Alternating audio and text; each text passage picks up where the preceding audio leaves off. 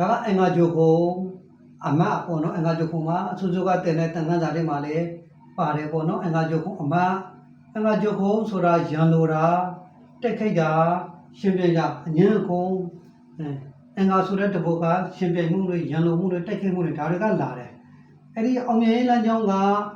ဒီအင်္ဂါဂျိုကိုကနေပြီးတော့ဒီတော့ထောင်တက်လာခဲ့မယ်ဆိုလို့ရှိရင်အဲ့ဒီလူရဲ့ဘဝမှာအောင်မြင်မှုဆိုတာရရှိလိမ့်မယ်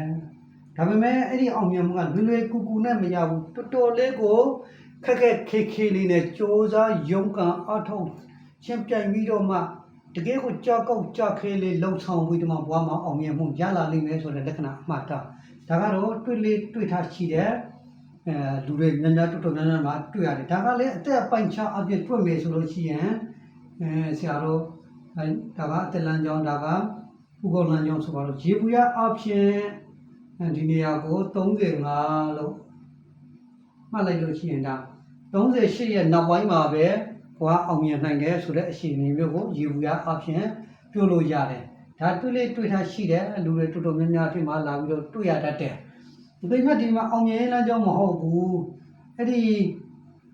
အင်္ဂါဂျိုကုံအမကပဲဒီဘက်ကိုလက်တကြေတိတက်လာတဲ့လမ်းကြောင်းဆိုလို့ရှိရင်သူကတော့အောင်မြင်လမ်းကြောင်းမဟုတ်တော့ဘူးသူကကံလမ်းကြောင်းဖြစ်သွားပြီသူက